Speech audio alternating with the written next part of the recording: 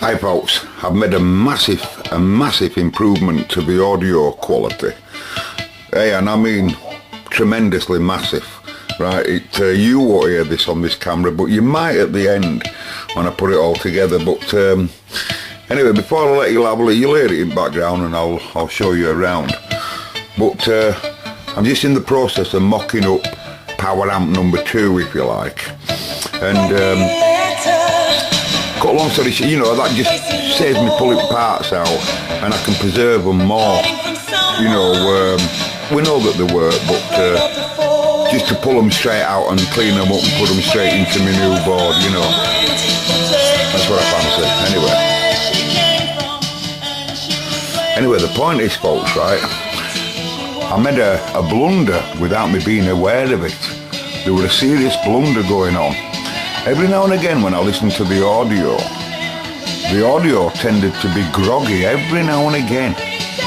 Just slightly groggy, spoiling the audio, but 90% of the time it was sound.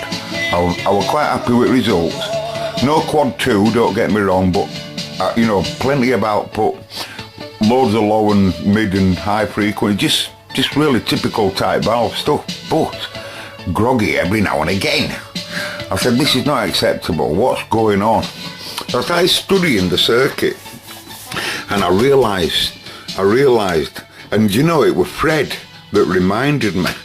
Fred posted a question, why does the voltage jump around all over the place? Not here, he was saying when it first comes in, when you first turn valve stuff on, why does it jump right up and then come down? Well, I'll explain that, Fred, in a second, but it was that I was studying at the same time you said that, Fred. I was studying why the AC, when it's playing at an audio rate, we're moving up and down. If you look at the test audio video there, you'll see that when I point to that, it were moving up and down. And interestingly, it was demanding more voltage from the power supply in its lowest parts of audio and not the highest parts. I'd expect it to move around ever so slightly, but as it's demanding more titty from variac and the bulb, right? But I didn't expect it to go that way. So that really surprised me, did that. And that got me thinking, there's some current going on here. There's some currents and raisins, they're not too happy. You must get the switch onto every circuit properly in this carry-on. Right now, like a transistor type thing, you must set the state and the region. So I was thinking about it and I thought, well, you fruitcake, that's the grid. As I showed you before, the grid and everything has got to be controlled, and in this case it is due to all of this lot to deck. So we have a control state going on as well as the audio coming in. This is also controlling state, the cathode.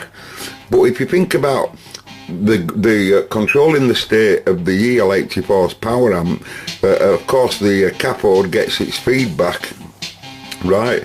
But there were no to control grid 1, because what I'd done there when I robbed the balance control, right, I'd taken a snip off of audio there and run it straight into me 220k feeding grid with audio coming from preamp. And what were amazing to me, and I thought if that is a mistake that I've made, I'm surprised it's working because of this balance control 500k log and the 150 to ground. Yes, it passes its audio just as I said, but it also fixes the state with that 500k log and the 150k to deck. It fixes the state of the grid 1, right? And so when I went onto the internet and I was looking at voltages around PA, I realised that my grid supply bias were wrong. It's wrong, and that's why it's going a bit choppy now and again and demanding current more at its lower level, because DC state were wrong. So what I did, I added the balance control, right? I just added one channel, I'm only running one channel now, but I added the balance control to the circuit. Theoretically now, putting in that 500k log and that 150 to deck, although I've got my balance turned fully that way, right? So the audio passage just saying But now, because of just adding them two components there, I've now fixed the proper state for the grid 1. Voila! Right, and I'll turn it up now, but it'll be too loud for camera, but I'm going to work it hard on purpose, and you'll see it don't move a muscle. Hold on. Wait till I get my camera right.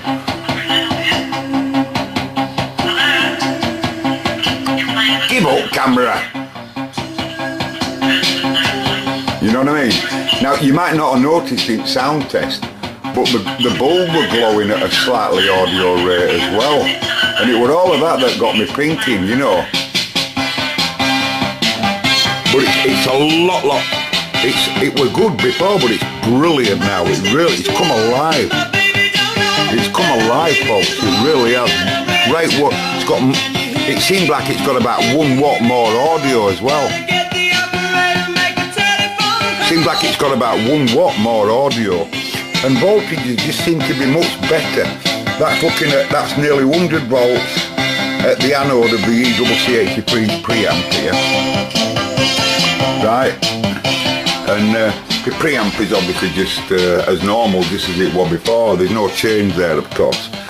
That's how I'm running my heaters, just under 300 milliamp. That's me, what they call it, making its way to anodes at EL84.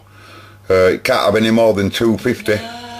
So it's, I'm happy with that, and it could go a lot higher than that, but there's no point. As you know, preamps can pass audio really low, so you know it's happy at that. And I fondled everything. What's the best piece of the test equipment in a workshop? I've told all the radio lads this loads of times. It's none of that. It's none of that, folks. The best is tools for the workshop: eyes, ears, nose, and fingers. Temperature sensors are these, they're instant. So I wanted to fondle load resistor here, and I'm not joking, everything runs really cool. Audio transformers are really cool. When it's been on for hours, tube's hot as it should be, and all the other components, all the, you know, everything here, the feedback and all of this lot, it's cold as cold, it's lovely. It's what I call an happy circuit, folks. It's happy. Anyway, so Fred, why when you first turn it on does it all do what it does, valve stuff? Well, just bear in mind, Fred, that this is a whole analog system. The heaters of the rectifier, mains comes in, he gets 6.3 volt heaters immediately from AC, immediately, bang. So he starts getting his heater warming tube up. But it takes him a while, obviously, to get his conduction going before he can make DC. So that takes it a while to charge cap up. Then these all get the heaters and that at the same time, but then all of that takes time. So that's why everything's slightly overrated for what they call headroom, voltage headroom at the source bump level, as I call it. So as everything starts to come right up, because there's no load on out, there's hardly any load, there's no conduction going on. As you saw, if you take heater away from tube, you know, no happens. So the same applies to all of this, the power amp and everything. So everything comes up, there's no for it to do. As heaters and conduction and everything starts to get going, whoa, everything comes down. So when engineers are designing them, every single component is rated for voltage and current, right, at the highest level of the switch on, right, and then what it all comes down to in its normal working. That's why you often see on a cap 450 volt, 375 working or something like that. You get what I mean? On them sort of caps. And they hold all the reservoir, Fred, simply because they're so massive. This is massive. In reality, it's 50 UF, 50 microvolt. That's a big cap, you know, and there's two of them in there. So any electrons that flying around, he'll just absorb them back in again. That's his job. Anyway, I've babbled on long enough. Next video, lads, ladies and gentlemen, what I'm going to do is I'm going to do a better job of building a same cladded board, but the power amp. Just one power amp, of course. I'm going to have both my power amps separate. so that way I can position them anywhere on my panel I want from underneath. I might want me, you see, the orientation of the output transformer is crucial.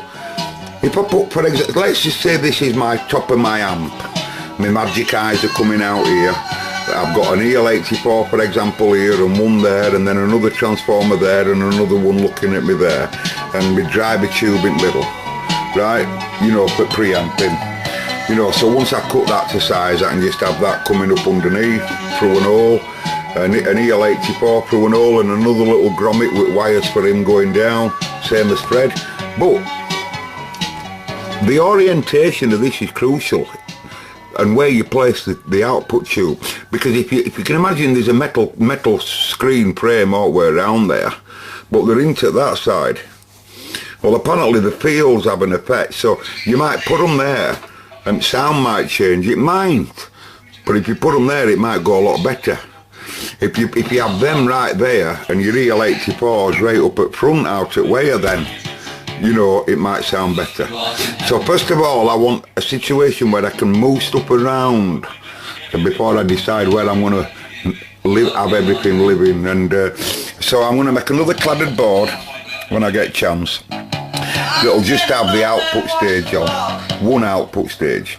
I want all the connections, same as I've done here, where ground can be one end, big one, obviously. The positive is set back slightly once it's soldered in correctly, so that no one can touch it on the side. And then all the wire offs can come up in a nice rectangular 45-degree type handle, making it look tidy, you know. And exactly the same I want to happen on PA, so that way anything that's carrying positive can be as near as possible to each other for where the layout is, if you understand what I mean. So that then when you're running your cables everywhere, you've already got your cable plan arranged so that what's going to carry AC is out of way of all, you know. But when it comes to the trouble I did when I was building the preamp, going around it with a fibre pen, it's because they deal with high, mid and low frequencies. It'd be a good idea to treat it like an RF state like that, hence the cladded board. And it has paid off. It's as clear. I'm no problems with preamp. It's as happy as Fred. So I don't have to go though to that trouble for the PAs. I can really, believe it or not, have components spread around quite a bit.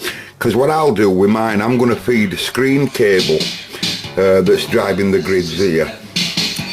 You know, everything's going to be screened. It's going to be screened coming from volume into grid as it is now. But it's going to be screen cable to ground, coming out and feeding me grid for my PAs. So I'll just have like an RCA at front at PA block and another RCA at front at other PA block. And that way I can take that PA out and put it to something else. Hence the name module, you know. And I could do the same with preamp. Just have two RCAs at one end, something similar to that, you know, maybe with a couple of inputs or something. Okay folks, catch you later. It's the Cobra Man. The Valve Man, up and coming. What is you? See, he's only looking at preamp output from the volume control. Obviously, if I work him harder, he'd go higher.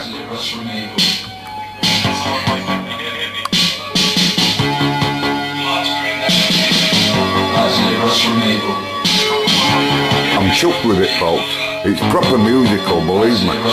Much better now. It's alive now. It's come alive. Too loud for camera, isn't it?